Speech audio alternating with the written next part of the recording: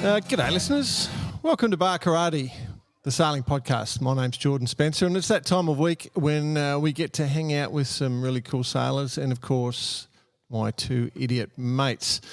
So to kick things off, first let's welcome to the show Mr. Brett Perry. Greetings, exalted one. How are you, mate? I'm fantastic. How are you? I'm all right. I'm a bit warm. That's about it. I was about to say it's hotting up here. Is it? Yep. Hotting up because everyone's in town, or hotting up because of the weather? Well, I happen to be sitting at a couch with some pretty cool people. Normal for you? That's you attract the cool people. That's one of your great skill sets. Yep. It's going well so far. Let's bring in the other bloke. He had a voice that could make a wolverine purr. Mr. Nick Bice. Current location, Cruising Yacht Club of Australia. We've got the future Commodore sitting next to us, Mr. Bradshaw Kellet, and we've got a fantastic guest about to join the show in our part one of our lead up to the great race, the Sydney and Hobart, or the second greatest race behind the Teakle Classic, the Sydney and Hobart. But quick shout out, if I may, to Jock and Matt, owners of Guelo. I was lucky enough to do the cabbage tree with them and with all the boys on board, and you'll understand this in a minute, but our guest today, winner of the cabbage tree race. Yes. They set out just to do it as a qualifier. They've won the race. They've got to be the hot favourite coming into it for sure. Hot favourite. It'd be hard to sit down there around those blokes. It must be stinking hot like that. You need a bit of ice over the top. Sizzling. I can tell you what. I was just about to say, we're in the CYC together. Bice is sitting across from me. We've got our guest, so I nearly let it out of the bag. Our guest next to me, and of course, future ex-Commodore Bradshaw Kellet. and the results up on a screen behind me, and there it is, number one, info track. Now, if I reckon I scrolled down and went PHS, it would be number one. And I think if I went IRC, it would also be Division 1. They've won. They've taken the treble. Now, have they peaked too early? Oh, that's a good question. You're on to the dead ones. Well, That's the question. All right. Well, let's just get on with the show and bring our special guest in because we've got a lot to talk about.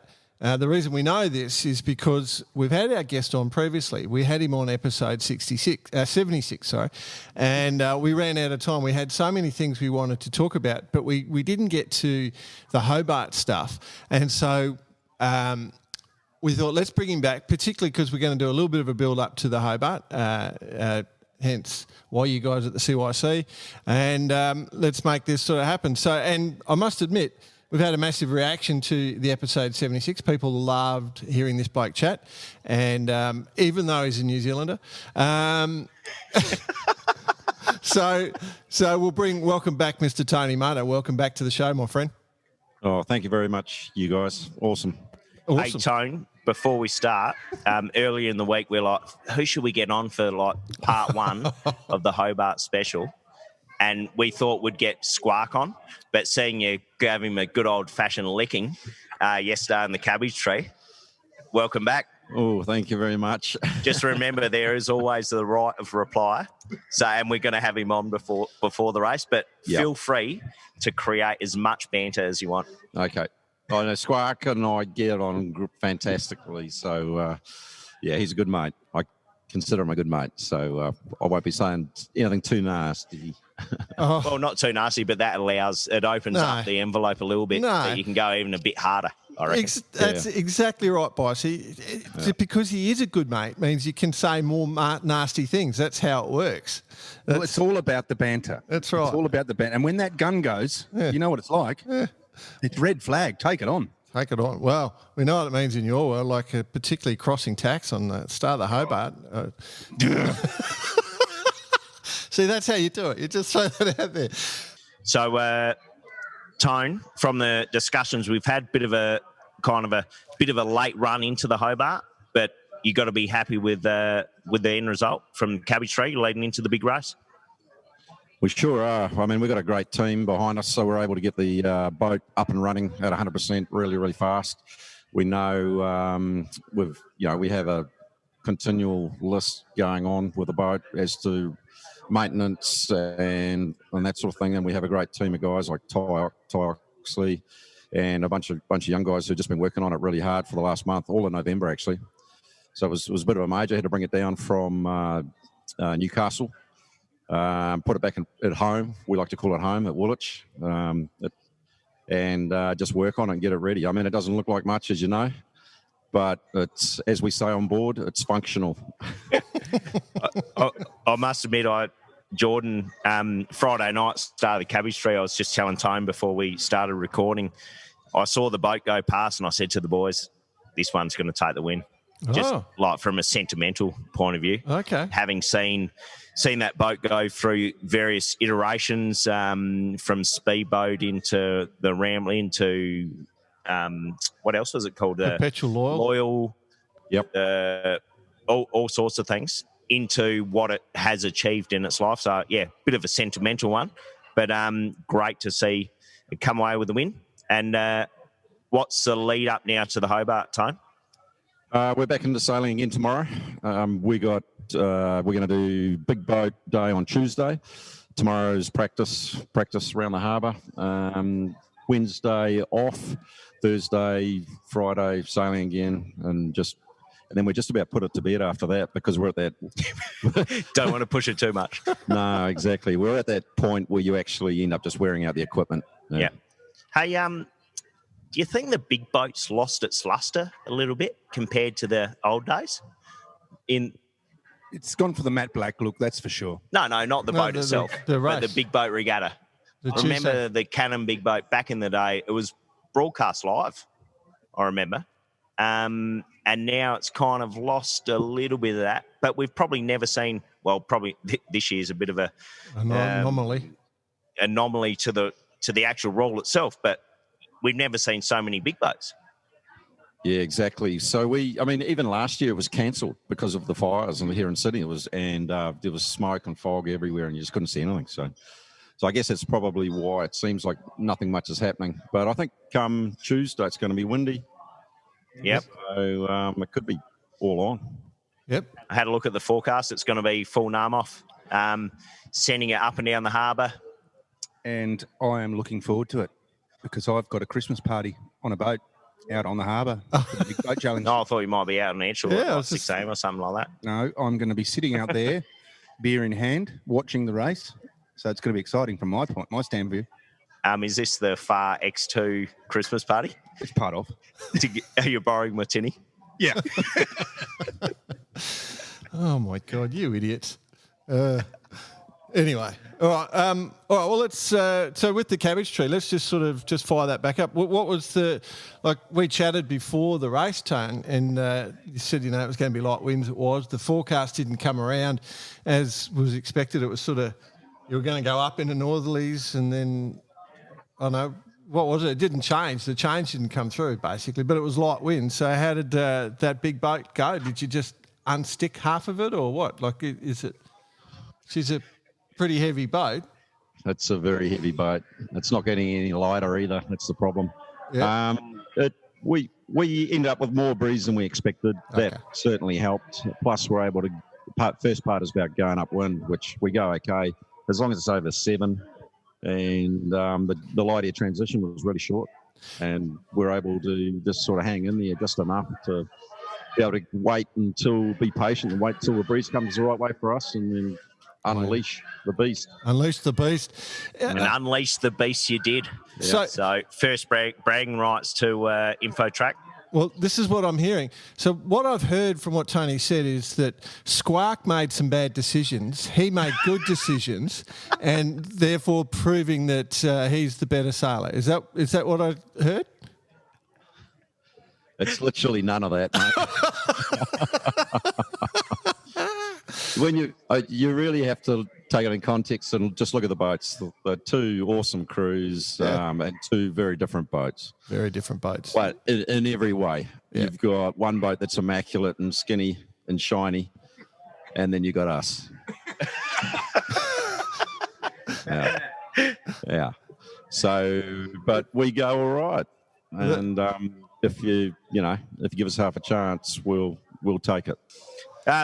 Jordan, just before we go much further with Tone and go into depth with the Hobart and stuff, we've got the future ex-Commodore of the Cruising Yacht Club Australia, Bradshaw Kellet, sitting next to us, who is played an integral role in getting Infotrack back on the racecourse and, of course, Cabbage Tree. So I just want to he cannot hear you.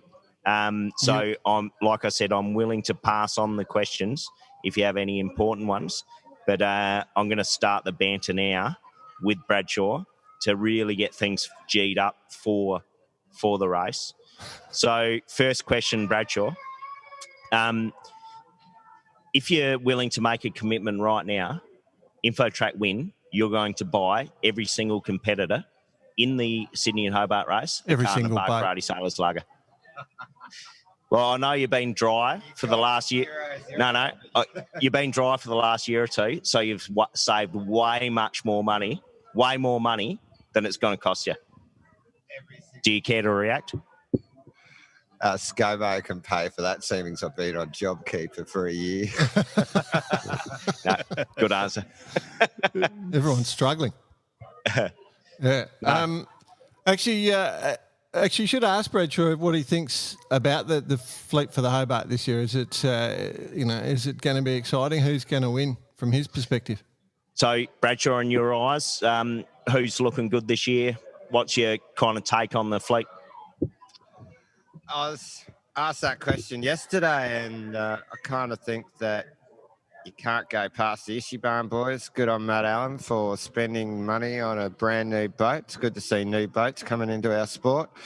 Guilo's hot at the moment. They're sailing really fast and giving it to Matty Allen, so that's great.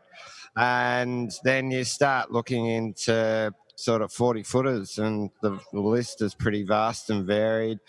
And you got that little boat out there, the S&S, the White Bay 6-0. Like, if they get blown home, the guy sails it pretty well. So that could be an option as well. But then I look over to my left and there's a big black bass on the top of the computer screen there with number 1 next to its name. We got second in 2016 to a couple of Kiwis that came over. And if they weren't here, we would have gotten the double then. So, hey, anything's possible. It's a great race. It's one of the reasons why it's a great race. And I'm looking forward to the challenge and looking forward to taking it to Squark. And yeah, bravo. And just a quick one for the listeners. What have we got this year? How many boats? How's COVID going to affect things? It's a different beast. Yeah, it's going to be a little bit different here at the CYC. We have a little bit of a lockdown situation where it's going to be competitors only on Boxing Day up until 11:30 in the morning, and then they'll open the place up to the spectators. And at the Hobart end at the moment, it's going to be a little bit more controlled with no spectators on the docks. And I had a meeting this morning, which yet to be announced information, but there will be a bit of a procedure for the competitors when they arrive in Hobart. Well, that's fine. You can feel free to announce it right now if you want. I'm not that bloke to do that. I don't need that phone ringing going, really. What about the quiet little drink? Will that still happen? Oh, yeah, Jordan. QLD will be on, mate. Okay, good. We're just making sure it's... Otherwise, people mightn't turn up. Yeah, we're not going to be responsible for a bunch of drunks standing around the Shipwright Arms, mate. Someone else's problem. All right, fair enough. All right, so we're sure. Well, first of all, before we get stuck right into the details of Tone, thanks for joining. Given the fact I'm here, BP's here for the next coming weeks, it'll be good to get a little update every now and then on what's going on. So feel free to give us all your wisdom. Happy to help, Vicey. Good to talk to you guys. All right. Thanks, mate. So the future ex-Commodore, I love that title. The future ex-Commodore. It sounds like, did he get voted out? It's like, as we know, we've met many future ex-wives in our time. But anyway, let's go. Let's move on. All right. I do want to come back to the Hobart, talk about the weather and stuff. Actually, should I do that now before we get on to Tony's sort of background a bit more? I reckon. Yeah, and maybe Bradshaw can give some bit of feedback on that while he's still here. Because I've tried to work out some sort of forecast. It's, the long range obviously is not great, but there is a bit of Christmas Day long range stuff going around. And what I can spot is that they're talking about on Christmas Day in Sydney, mid-20s, quite humid, occasional thunderstorm with sort of moderate northeast winds. Then the next day shows mid-20s humid south-southwest winds, probably mid-teens there. And then the next day, the 27th, very light nor'easterly winds. So if the long range, what you can interpret from that is maybe, like a high pressure, a small low or something comes through, a light, easy front comes through on Boxing Day, and then it goes through and you're back into sort of quite light winds. So it doesn't sound like it's going to be ominous. It could be sort of switchy. Seriously, if you can call the weather forecast from here, you are a much better man than every other meteorologist in the world. Can I just write? Actually, I'm going to write the timing down on this one. Yeah, exactly. Jordan's bet for the week. But prior to recording the show, I put a little post out on Facebook asking if anyone had any questions. One came in from Peter Schwartz, which is a good one for Bradshaw, which says, with La Nina, there should be a bigger chance of a southerly this year. Would that favour your boat? What are your thoughts? I'm hoping for a southerly. It's about time I got smashed again out on the race course. Actually, whilst this is going on, I'm now booking my flight back home. Okay. I won't be competing in the Sydney and Hobart this year. Us big boats haven't had the shit kicked out of us for way too long. No, it's a good fair bet. Southerlies are coming up the coast every couple of days now, and Boxing Day should be a nice 15 knot sou'easter, going easterly for about 2 days so that we can put our masthead zero up and get the Hobart in probably a day and a half and have it done and dusted. Is that the forecast or the fantasy? That's the fantasy, mate. The problem with the day and a half, it doesn't pay real well. No. It needs to be a 3-day race to be able to charge properly. Well, has the CYC thought about doing the Fastnet and you get to Hobart and then you turn left and go to New Zealand? Have you thought about copying like the Fastnet now that they end up in France? Yeah, no thanks. I don't want to finish your race in Wellington. All right. No, and just back to the original. One of the other questions that came in was how many Barcarati Sailor lagers will be drunk in Hobart. Yep. Bradshaw's about to pay for 100 cartons worth, so. Poor Bradshaw. we can. The JobKeeper went. We can say there'll be. We're sending a ton of Barcarati cases of beer down there for the two pubs are going to stock it, we hopefully have got enough for the demand. We're giving them the best possible terms, so it'll be there, and if they need more, it'll be sitting there waiting for them. So it's got to be better than Bogues. Yeah, well, it means we don't make any money. So Barcarati, again, managing to do this without making money. So we're on fire. But for all the sailors getting there, we will be providing stock. By the sounds, but I'm non for profit too. Rightio, Bradshaw. Thanks again. Now time. Adios. See you, bud. We should get. This is what we really want to hear. The preparation, everything about the boat. You've told us, as we alluded to, a bit of a late campaign, but you've got to kind of put a bit of money on yourself, I think. Yeah, I'd like to. I think, as you guys were just saying, that there's a high chance of a southerly, which I think is probable, more than ever. I mean, it's going to shatter my world because I've always thought of the Hobart as one of the great downwind races of the world up until now. So I've never had a hard slog down there. So that'll be something that'll shock me. But we're happy with that, with the black boat. We'll see how we go. And we think it's reasonably solid. We're, we've got one new sail that'll help with that. That'll get us under low 30s. And then after that, everything's equal anyway on all the boats, as long as it's whatever holds together until you can race again. Well, can I just talk about, so you've been across the line first a couple of times in the Hobart, from memory. Yep. So 2015, correct, on the Comanche? Yep. And then 2016, you got the race record there on the Perpetual Oil, which is now, of course, InfoTrack. Yeah, that's correct. Yep. So that 2015 Hobart, that was when it was owned by Jim Clark and Christy Hines, and I guess Kenny Reid on board. And that first night, surely there was like 31 boats retired that edition, didn't they? Didn't you get smacked around that night? Yeah, but what was good with that is our wind gear only topped out at 33. So when it was actually blowing at about 48 later, we found out. And Kenny's calling from the nav station that perhaps we should get a bit more sail up. But, I was going, actually, I think it's a bit windier than that. But anyway, 33 it was, so we managed to punch on through it. And what actually happened, Tony? Broken rudder? Yeah, the dagger board snapped off. Whether we hit something, I don't know. And then, of course, it went back under the boat, knocked the rudder, broke the connection to one of the tie rods on the steering rod, and then it managed to push the tiller arm sideways through the water ballast wall and anchored itself at about 45 degrees. Which was, wow. Yeah. Handy. Yeah. You've got some experiences in rudders and steering systems coming apart. Yeah. Where are we going? Yeah, we had one with SEB as well. Yeah, that's it. That's it. In the same race. Yeah.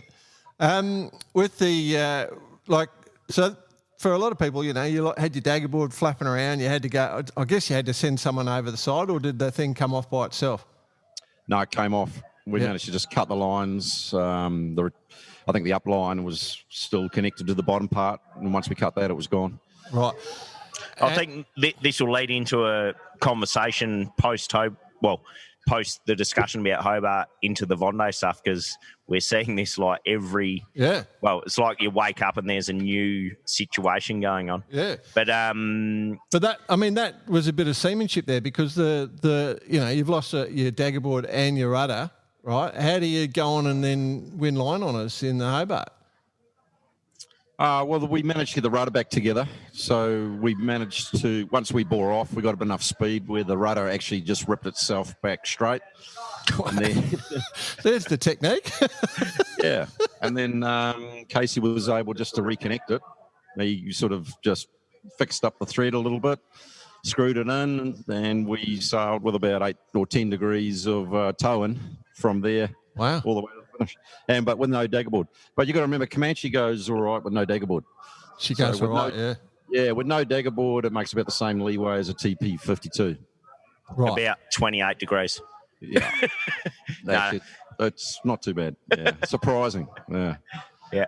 No, certainly with a hull form stability, it's like those big, powerful boats, heavy boats, and which, again, you're sailing in this year when Juan came out with that particular design when it originally happened. Who would have thought now? So the boat's probably 14, 15 years old on the water. Would have to be. And it's still going strong. And obviously the competition this year, the other 100-footers, we got the Blackjack. Who else we got this year? No, it's the only one. That's us, yeah. That's us. Yeah. Two boats. Yeah, Matt racing it. Love it. So You and Squark just head to head. well, the other one, Bice, just to while we're bringing banter, if we're going back to this year's Hobart. So Tony's going down on a 1K 100. You're going down on a 1K 70, aren't you? Yes, correct. The old E3. Yeah. Maserati with a few of the boys. And kind of a little related to the original story of the Comanche, owned by Jim Cooney and his team. And, yeah, we're looking forward to – we're actually launching it here in Sydney tomorrow. on the water, do our qualifier, get some new fruit on it, ready to roll. Cool. Looking forward to it. Actually, we'll get 1K on the show. We know one, so we'll get him on the show at some stage. And we'll also mention that Juan is one of Tony's favourite designers. He is. He's had a bit of success. He's definitely had a bit of success. There's no doubt. All right, so where do you want to go, Bryce? Are we continuing with this, Hobart? I've got to pick up on... No, I think, we got a couple more weeks here. Everyone's in town. I'm around the club. As I said, BP's around the club. We'll grab a few different sound bites here and there. Yeah. But probably a good time to lean on post the 1K discussion is Vendee. All right. Tone, you've been watching this, the Vendee? Yeah, I love it. Yeah. Well, there's a lot to talk about. I don't know if you noticed. There's a fair bit happening. So, given that there's a lot, we want to sort of try and talk about it from your perspective as, like the man in the middle of the ocean sort of thing.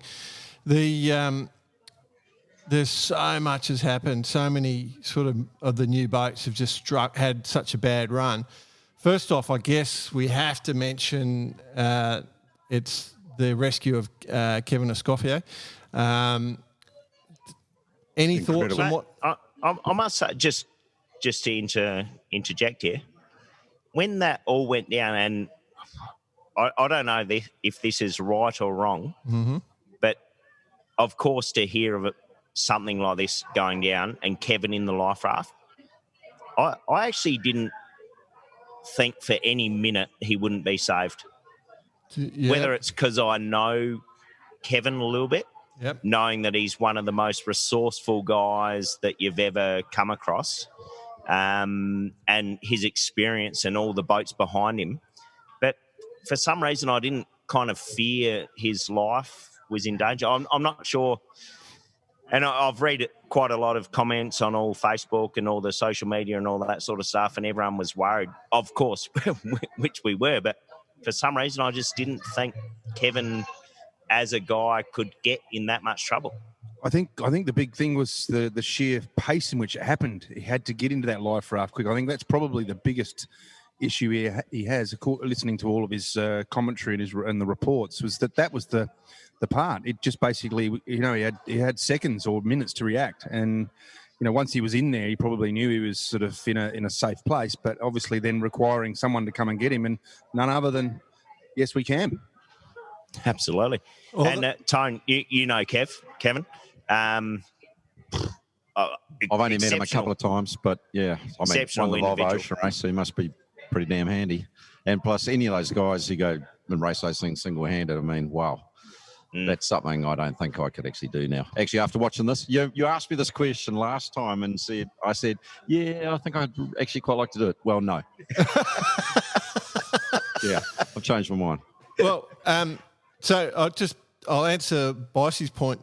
So I had the same thought initially, but when Gene missed him on the first pass and it was going dark, and they called for the other boats, that's when I was a little worried. That's the thing. Yep. But the question I want to ask is, the way the boat failed, as offshore sailors, putting yourself in that situation, how that would feel. Like, say that hadn't happened just at the bottom of Cape Town, but literally, Point Nemo or somewhere like that, how would you feel? Like the boat just disintegrates, basically.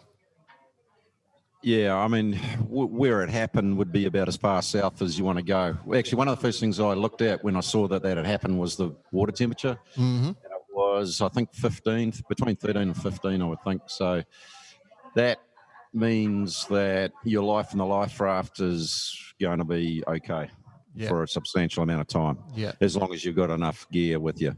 But if you were in the same thing happening in Port Nemo, zero. It's more like 0 to 3 or something like that. So that wouldn't be so much fun at all. And it puts a time limit on everything. So in his case, sorry, Jordan, and in his case, he specifically stated that he didn't have time to grab stuff. So, if that did happen at Point Nemo or somewhere in that vicinity, then he wouldn't have had the supplies. And I could have, you could safely say that it would have taken a lot longer for someone to get there, because by the time they're in that phase of the ocean, they're generally a lot more separated. So, they were all entering the first part of it, and that's probably lucky that it happened where it happened, even though you don't want to say that. But we've still got these guys going down that way now, and we're seeing one of these every day.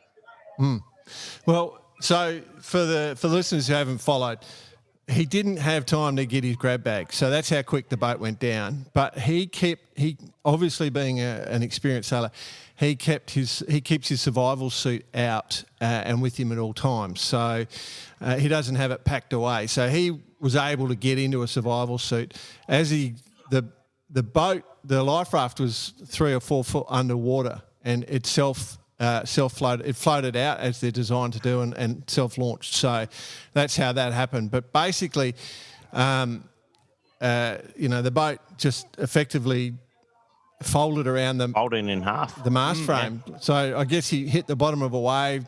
The load on the rig just went straight down through that ring frame that's under the mast and had where the keel is, and boom, she just folded. I mean, that's the most solid section of a boat, basically. But bear in mind, we're talking about an older boat. I mean, this is obviously new ground for a whole heap of things. It's whether we know it or not, and we don't know the ins and outs of it, but maybe it's exposed that sort of load. You'll know more. I've got an idea. Who knows? It may have been compromised in one form or another at some point in time, and that's what it led to. But let's also not take anything away from these engineers. They know what loads these boats go through. Sure. But you're so close to the edge. If you do get compromised at one point in time, it's like the weakest link. Sure. One thing goes, and then the whole thing goes. But that's a chain reaction. You don't want a catastrophic failure like that. That freaks you out. The thought that can happen. And you'd call that catastrophic. Yeah. I'm a bit amazed why the boat actually sunk though. Because you've got all these watertight bulkheads, you got these ballast tanks, you got all these sorts of things. Well, he was saying that the bow and the stern were basically at 90 degrees, like basically pointing at each other. That's what he's saying. You just fold it in half. So it doesn't matter. You've still got, at some point, you've got, the weight of the bulb still attached because it hadn't come apart. Obviously, he's saying that it just folded in half and just went straight down. So crazy. Interesting, isn't it? Well, it does. I think there will be discussions. I mean, that's how it's going to be, right? You can't have boats doing that. But. So you blokes have all been involved in doing rescues in the ocean in these sorts of circumstances for the boat that diverted, because it wasn't just Yes We Can, wasn't just Jean Lecomb's boat. What happens to their race? Good question, actually. What do you think, Tony?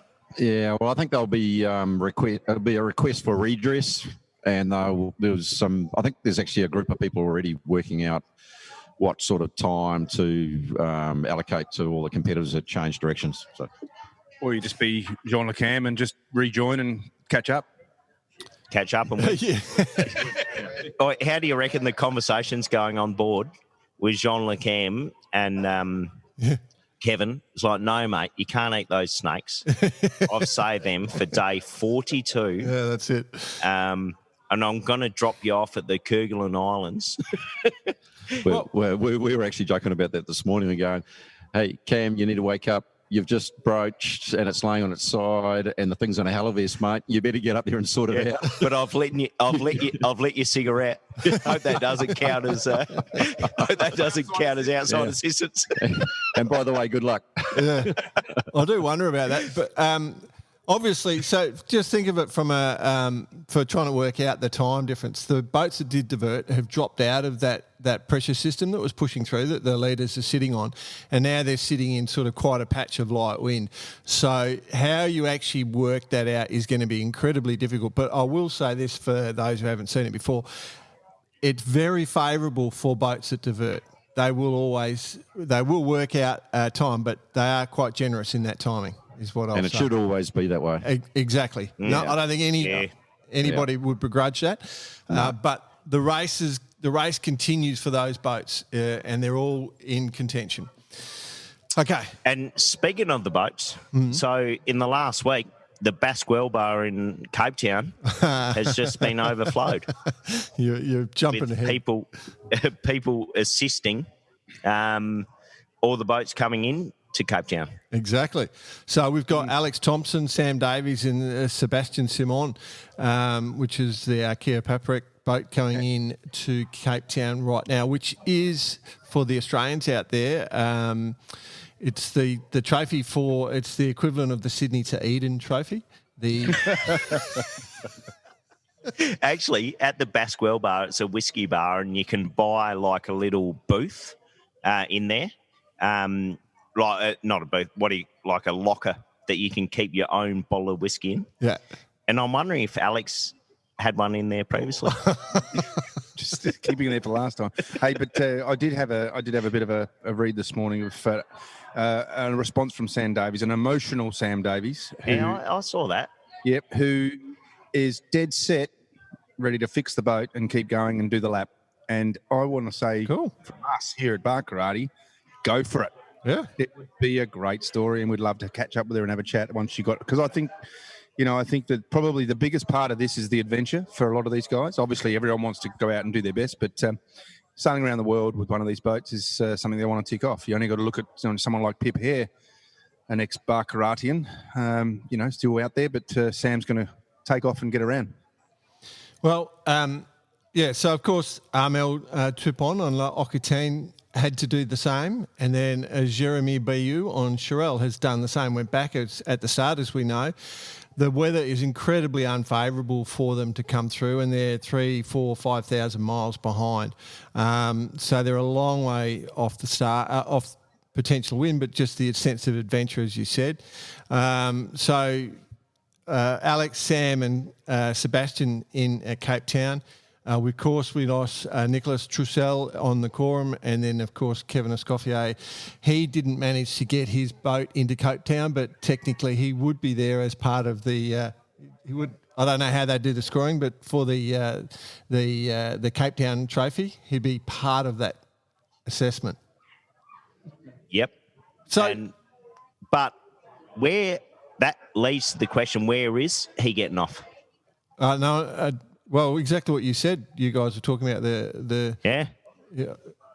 I thought he was getting off at the Kerguelen Islands. They're going to have a French freighter there. Just going to get him off. Off you get. Yeah. Jean's just giving a little get out of here. You've eaten too many of my lolly snakes. Just like the media bloke in the Sydney to Hobart. Off you go, mate. See you later. Jump off the back. I'm not stopping. But no, so the question is then, so he'll have been on board for a week or so. Food. Because they're going to have to restock, surely, because he'll be, as you say, he'll run out of snakes. Probably a good question for Tone, given doing many Volvos, and you plan out for exactly how long you're going to go. You don't want too much weight, all that sort of thing. And then Jean Le Cam has Kevin on board. What do you do? That's a tough one. I reckon they would have rationed. That's what I would do in that situation. I think you'd have to ration and plan on not having any more food coming on board. And I think those guys will be all over it. And I'm sure that they've got that covered. Yeah, I hope they've got that covered. Or you're going to get a really skinny Cam getting off. Skinny Kevin, because I'm not sure how close Cam wants to go to the Kerguelen Islands, so he might have to swim for quite some while. Yeah. Wow. Yeah. I'm trying to remember the last time. I think in the Volvo, I think one of the boats was a Dolphin and Youth went to the Kerguelens. I think they lost a rudder and they ended up down there. And I think there's a French scientist's hut there or something. And life can be interesting on a small island. Yeah. Where'd you end up with Puma, by the way? Tristan de Cahuna. Tristan de Cunha. Yeah. Playing golf with the locals. Yep. Best golf course in the world. Just got to watch out for the birds and the cows. Both of them would steal the golf balls. Is that right? Yeah. Wow. That's cool. Fantastic. Well, so obviously with all those retirements that we mentioned, and then the ones that are still on trying to keep going, and then we forget Thomas Rion, who is actually lying second, has a damaged foil. His port foil is damaged. There's a lot of damage to force hitting things. That first off, the discussion around the damage to the foils. If you look at a lot of the photos, the damage is at the back of the foils. So are the boats sailing backwards? That's almost aligned with your Kiwi joke. Yeah, I know. About they're the fastest nation going backwards. Yeah, I should tell it to Tony. Have you ever heard this one? I got in trouble I'm ready. I got in trouble at the Volvo once because I was trying to explain to one of the young Kiwi lasses about HG and Roy. I don't know if you know who they are, but they used to have this TV show during the 2000 Olympics, and they'd have a tally board of New Zealand medals, and every night they'd celebrate because there was 0 medals. And then you guys won a gold in the rowing. And so, they're going, yay, the Kiwis won a gold, the Kiwis have won a gold. Of course, they won a gold for sitting down and going backwards better than anybody else. I tell you what, mate, we win a lot of medals sitting down. It seems to be our thing. Anything sitting down, that's us. Yeah. Awesome. Anyway, so that was that joke, but so New Zealand. That was anyway. So the damage then. Go on. Let's answer the question. The trailing edges are all taking a hammering. And obviously, I know the answer. I've got to play the idiot for the benefit of the show. No. Well, clearly, the leverage.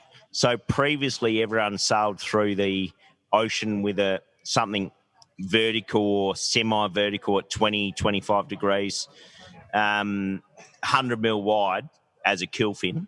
That's the full frontal force at the surface. Now you've got these foils sticking out the side. It's like literally a plane sitting on the water, and anything floating, you hit. So your frontal, whatever you want to call it, the volume has just gone through the roof. Yeah. It was actually funny during the cabbage tree race. We saw like a coconut floating in the water, and the joke was, imagine a mocker hits that, just just blows everything up because the leverage is so large. Yeah, like imagine this thing sticking outside 4 meters, and you hit something. Yeah. Hence why it just goes back into the foil case. Yeah. Like the leverage on that. So you could literally hit a coconut and destroy your Vendee. I was just sitting here saying. Destroy your Vendee idealisms. Because we haven't got actually a report of what they're hitting. And now I've just got, I hit a coconut. Race over.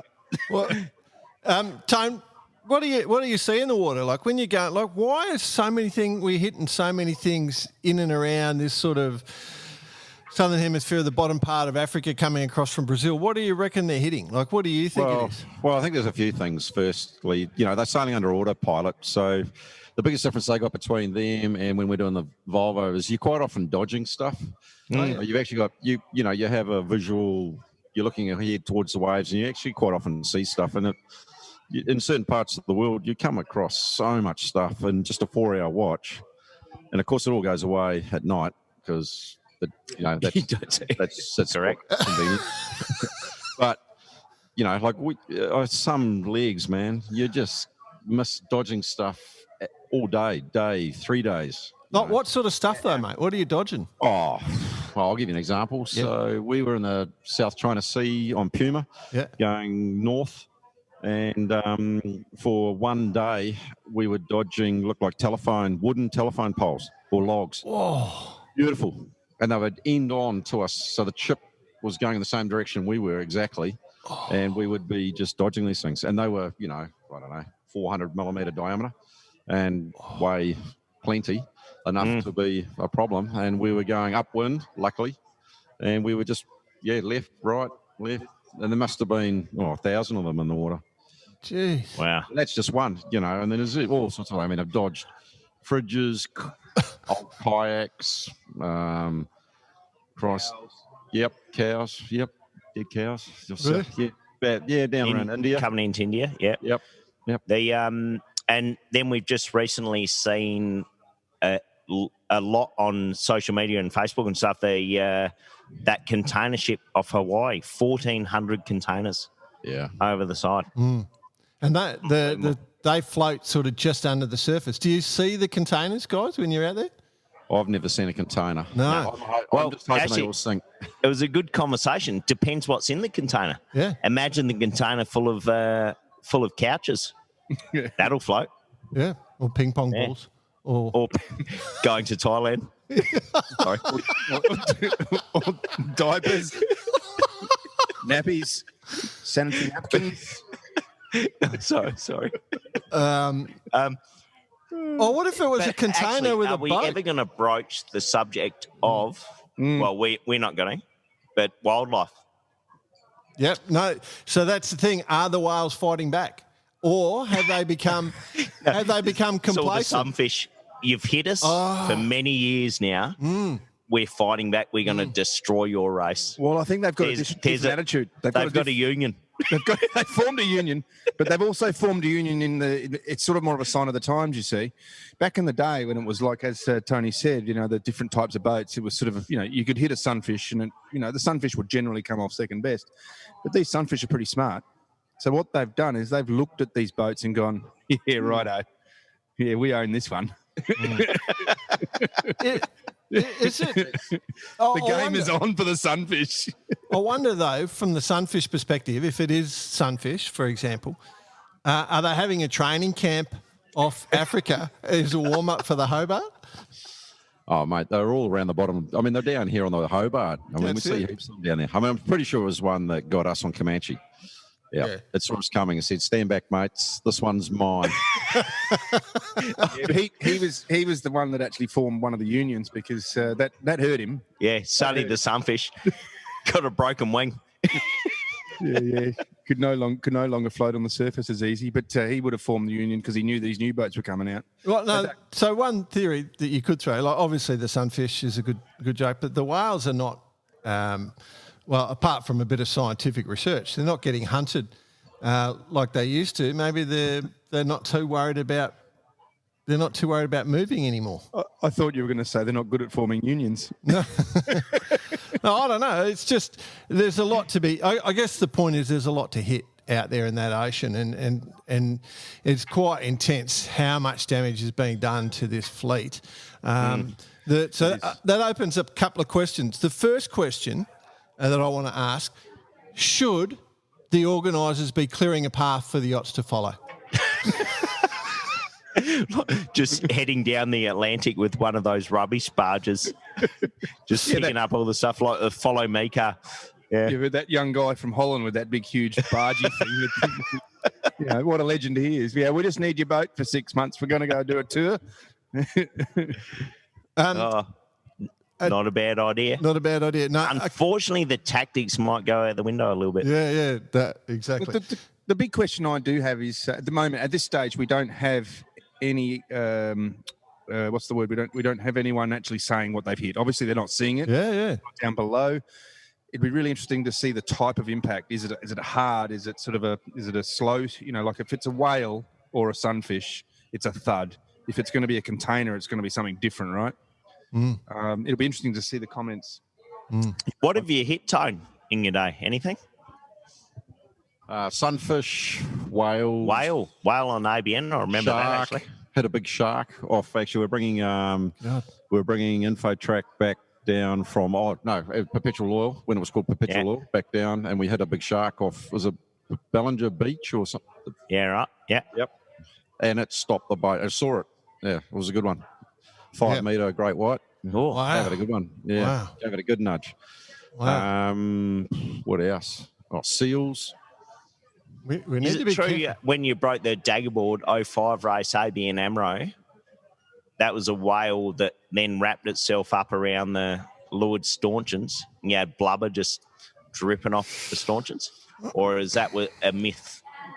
No, I do remember something like that. There was something we did get a bit of a tail slap, but I actually I think about 20 years ago, I was racing on a boat called Stealth, and we went across and we had a full tail slap against the staunchions. Yeah, that was quite exciting. Yeah, and there was a lot of horrible UV stuff there. Yeah. Luckily, no one was hurt in that. Yeah, or whale. No whale either. No whale was hurt in the good. That's it was a good friendly slap. Okay. Just let us know that it was there. Yeah. And it was Boss. Yeah. And it was Boss. It was definitely Boss. So the question then for me becomes, we like the shorthanded aspect of this race, like the challenge, but would it be a better race if it was sailed 2 up? Like, would the Vendee become a much better race if it was a 2 up? So let's not make it fully crewed, but we've got an awake person the whole time. It probably wouldn't change a lot in terms of keeping an eye out and hitting and dodging stuff that you can see on the surface, because you got to remember a lot of stuff that's getting hit is actually below the surface. The decker board's several meters, in parts under the water, and there's nothing you can do about that. I mean, you're just not going to see it. So I don't think it'll make any difference at all. I do think they're fully crewed boats. If someone smart went back and looked at all the stats, it would be obviously less collisions for sure. And I think it's simply to do with being able to keep a better eye out of stuff on the surface. But apart from that, I don't think it'd make a big difference at all. I think the big difference would be from the media side. Mm-hmm. You get a whole lot more stories. Mm-hmm. Yep. A whole lot more interaction, which actually probably, just bouncing back to the Hobart, do you have some media plans for InfoTrack in the sense of you're putting some guys on board or girls to kind of track it and go social with it? Yeah, we run our own internal thing. So I've basically just told them to go crazy, do whatever they like. So we have our own WhatsApp group. Yeah. And we have media people from within the InfoTrack group, and they take whatever we put on WhatsApp or video or Instagram and all that sort of thing. So there's an Instagram page. I think there's a Facebook page as well. I'm not big up all that kind of stuff. I just delegate. I'll ask your son what's going on. Hey, Alec. He wouldn't be following it anyway. He's got his own stuff going on. But yeah, no, we're getting better at that, and we're just getting it out there. And I think it's actually really cool. We get a lot of positive. It's always actually really cool, positive feedback on that sort of thing. So people actually are interested, do care, and want to follow it. I think that's important, especially for a race like this, like to keep your fans informed. Well, like the regular media will generally cover, the front bit of the fleet, but not the stories, not the adventure. So I think the thing that we need to, from your perspective, Tony, to understand is that from a media perspective, we don't get a huge amount of coverage. So what happens is the people that follow the sport have worked out all the ways to follow the sport, and they follow it pretty hard. Like they're genuinely interested and want to know everything. It's it's the same with our listener base. The people, they want to listen. We have a really, there's no fluctuation in our numbers. It just grows and grows and grows. And I reckon the fans, they'll go around hunting for that information. So, our sport, whatever we put out, when you see numbers from coverage from our sport, it's hardcore numbers. Because people definitely go chasing it. Like we saw it when you were racing in the Volvo. We had some experiences in the last edition of the Volvo at the end there when it was getting super tight, just how much people are passionate about our sport. So, whatever you can put out on InfoTrack will be good. Yeah, one thing we did do last year is we had a live feed and we had 8 cameras on board, and that ran for the whole way. Oh, okay. I'm not sure how popular it was, but because we don't have the cameras on board anymore. But one thing is we have full 4G all the way down the coast, pretty much. It's so you can do whatever you want with phones and stuff. Everyone's got a phone, so as like I'm quite good now. I'm just saying, hey guys, just go for your lot. Do what you like. Do you put a ban on all the young fellas, like no Tinder sitting on the rail, boys? Yeah, if there's any guys swiping right or left on the rail, they'll be looking for a new job. or the next step. we won't go there though. Set location, Hobart. ETA, check the tracker. Inbound. Inbound and lonely. Oh dear. Cool. Too much fun. You should bring that sort of stuff. I mean, put us on your WhatsApp link and we'll spread it around as well.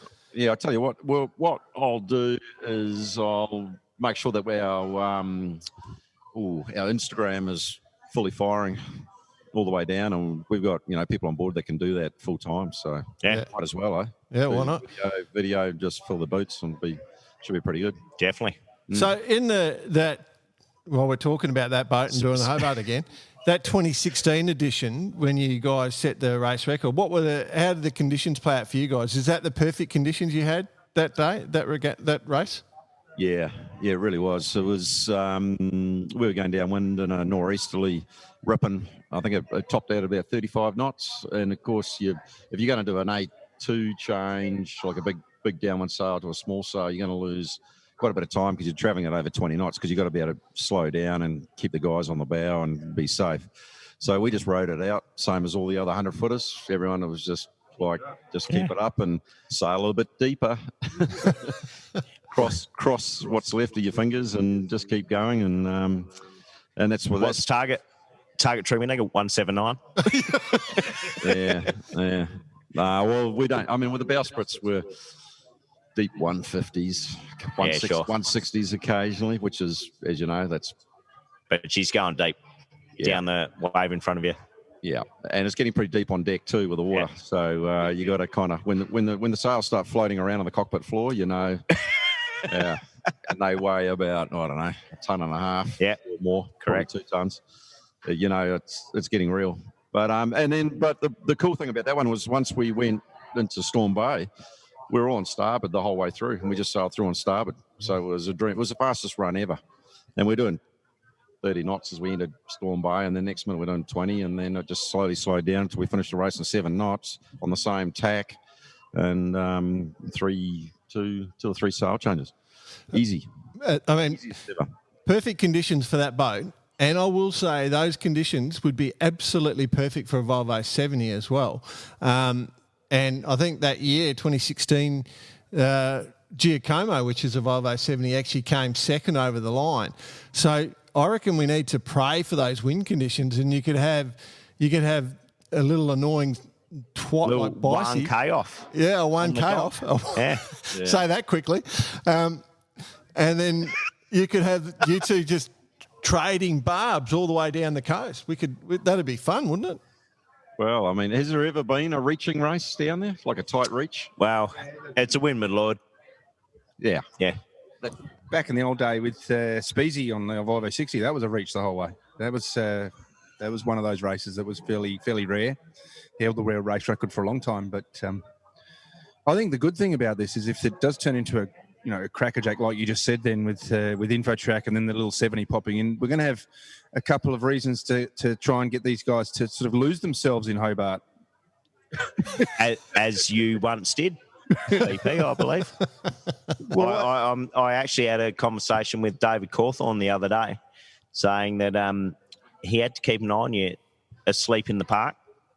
Yeah, and Bicey, are you going to do it this year? I'm like, no, mate. We got bar karate sailors lagers down there. I've got business to do. Well, it wasn't a sleep. It was a lay down. All right. All right. Moving on. All right. So I guess back to that Vendee. So Charlie still leads in the Pivia. Thomas is right behind him on linked out. And then we got Lewis Burton in third place currently. So he's on, what was it? It's the old Bank Popular 8 or something. So it's a VPLP Vendee from 2015. Sort of tailed up. He came 7th last edition in Bureau Valet 2 is what the name of his boat is. So, he's been going really well down south. He hit the ice. Yeah, I saw it right on the ice gate, right? Yeah, and he was like the southernmost boat, and he's managed to parallel it beautifully. So he's sailing a really short course. Yeah. You don't really, it doesn't really bear out on the on the tracker as what we see because we get it as 2D, but he's actually sailing quite a short course compared to a lot of the other boats. He's trying to shorten as much as possible, but it's also a little bit more risky down there because they've seen some icebergs up above the ice gates, is what I've heard. Have you guys heard that? I haven't heard it, but I would expect it. Yeah. So, what is the year of La Nina? Yeah. And we're going to get southerlies in the Hobart plus icebergs north of the racetrack. the good thing about that is it's for the icebergs being north. They're going to probably move it up, so that means it's closer for the tinny bicey. Oh, yeah. I've actually started the progress. I'm starting to walk towards the beach. So yeah, Fueled her up, ready to roll. Not as far. Are you taking a spare fuel can? No, we're right. Yeah. Okay, cool. Good on you. It's pretty good. Well, actually, I was just having a look. I'm just having a look on the site because, as you say, they're right on the ice gates. So Lewis is right on the ice gates. Jean Le Cam, if he's going to get down to the Kerguelen Islands, he needs to jibe because he's heading directly away from him right now. So, not sure what's going on board there, but he'd be thinking about a jibe right about now. Yep. Because they're well and truly past those gates. So we don't know what's going on that boat. We don't know how the change is going to be made. But anyway, I just thought I'd just mention that the results are Charlie's still in the lead, but no one's clearing out at the moment. It's except that front group. Like we said last week, we said that the front group will probably get away because they're going to be on that weather system and the other boats have missed it. And that's pretty much what's gone on. So, so just thought I'd bring that in. I guess the other thing we have to bring up now while we're talking offshore racing is, of course, that the Jules Verne still continues for Sedibo. You guys paid any attention to that? Yeah, what a fascinating thing to watch, you know. Like I saw a bit of footage this morning and they were, I think it was captioned about to enter the Indian Ocean. And they're just ripping, and it's just fascinating. I mean, then you cheat at lunchtime halfway through the Indian Ocean. yeah, exactly. Yeah. Wow.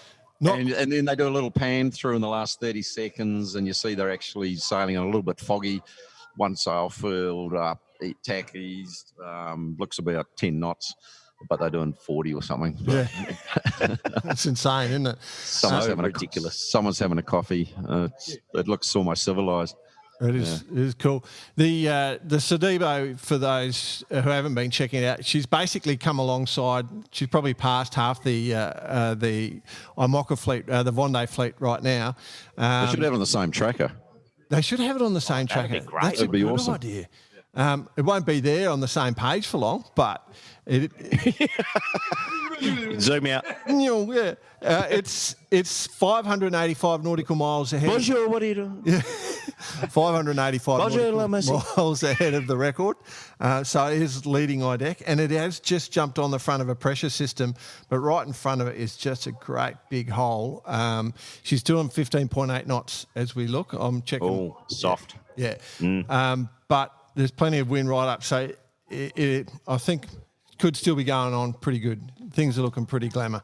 So, yeah, interesting. All right, Tony, don't go away. We're going to just keep bantering about stuff, and you're good fun, so we'll just keep doing that. I want to move on to Secret Pro news. We've got a pro there. You want to give us any secret news without telling us who you are, Tony? A pro? Got anything for us, mate? Any inside info? Any inside gossip? About what? Well, anything.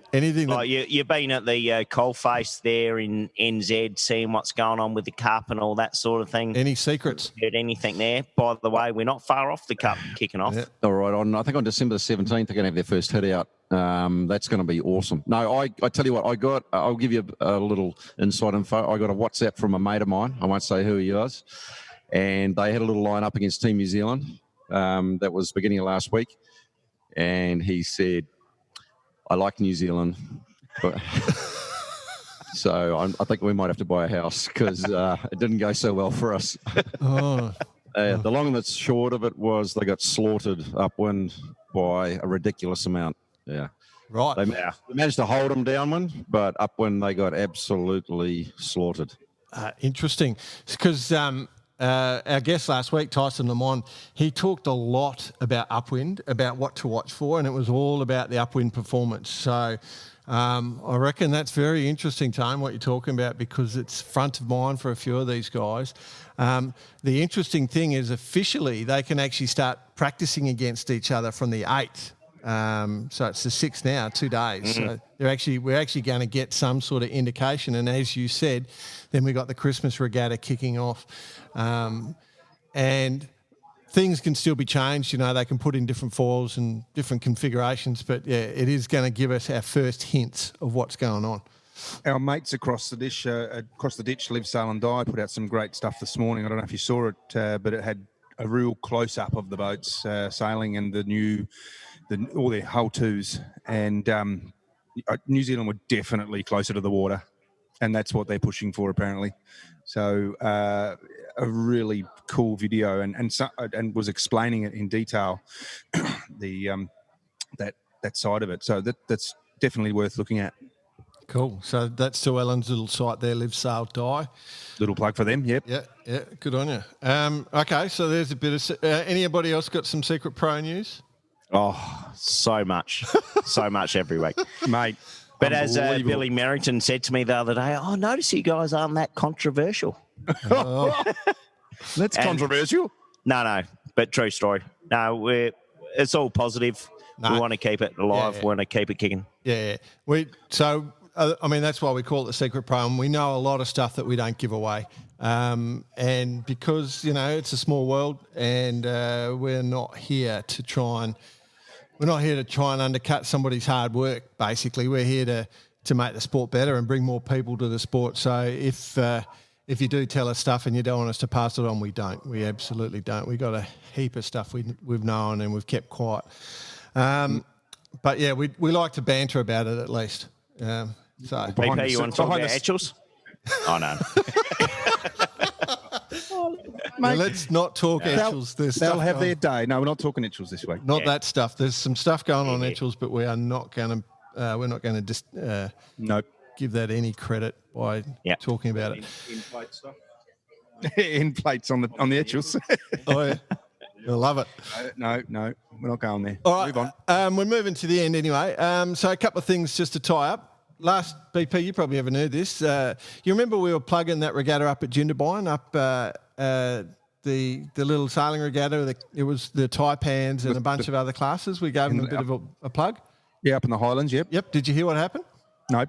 So it's this weekend.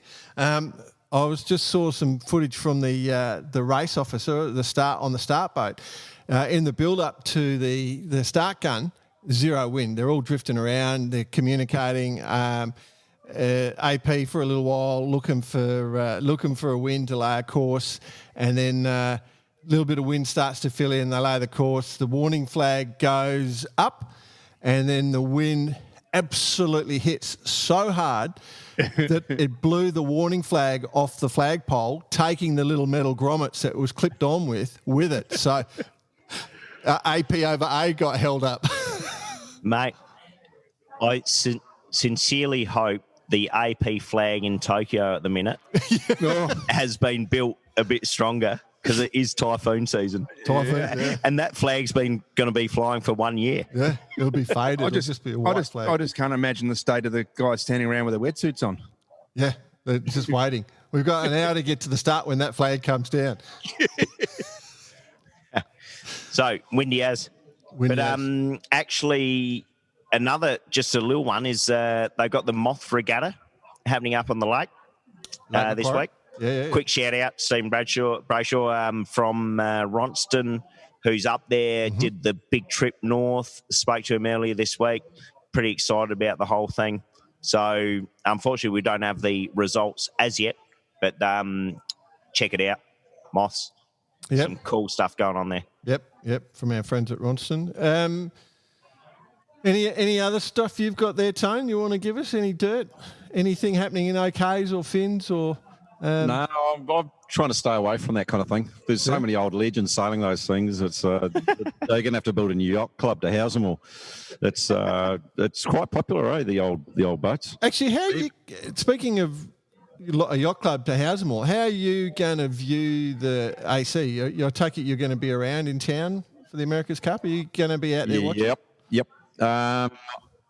We may have the use of a big boat. I'm not sure. I have to find out when it gets shipped off. We're building a big Swan in Europe at the moment, and we're building a tender in Auckland, 15-metre platform. That would be quite good, but I think it might be shipped too soon. But I do have my launch But as I said before, it only does 9.8, so you're not going to see much. No. So, Tone, It'll be hello and goodbye.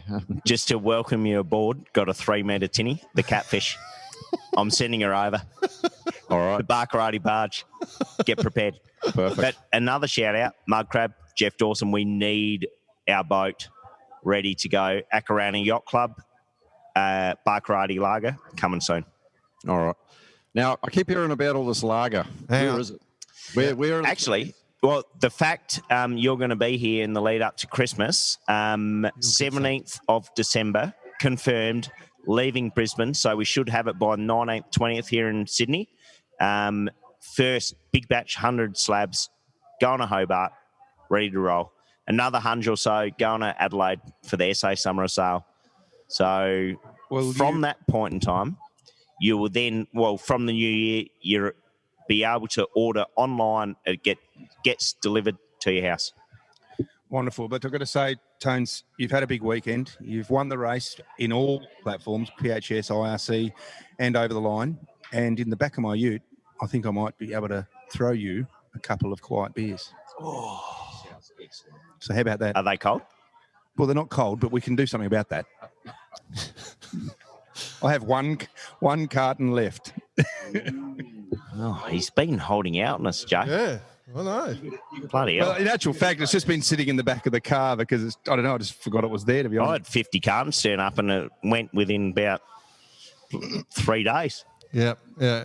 I think that just one thing we did gloss over, and Tony sort of probably missed it.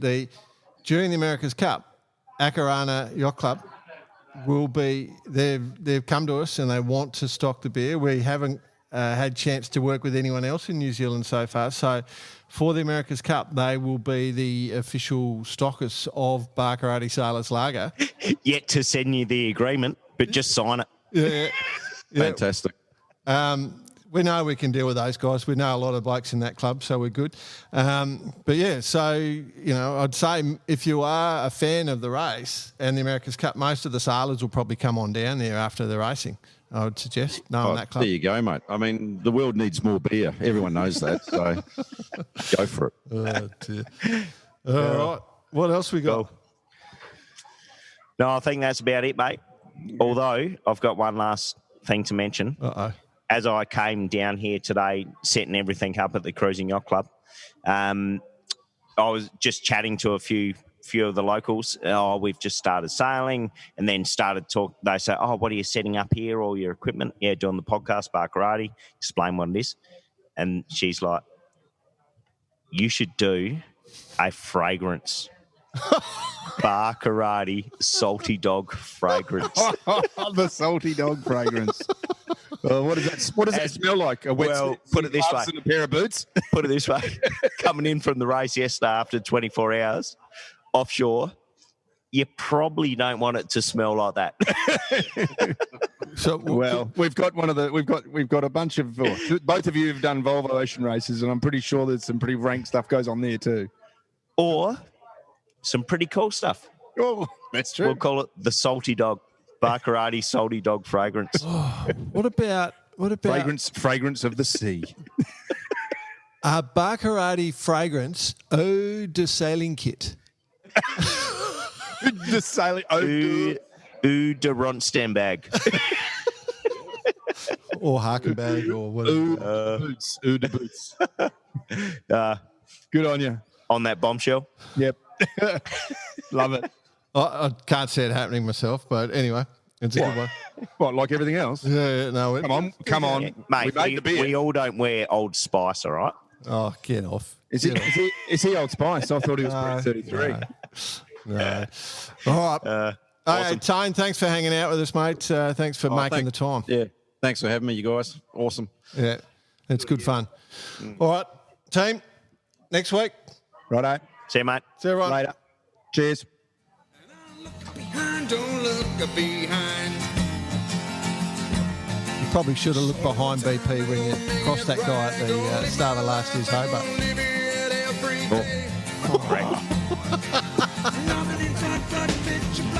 I wasn't tactician. No, mate, but it's good fun having you here. All right. Cheers, mate.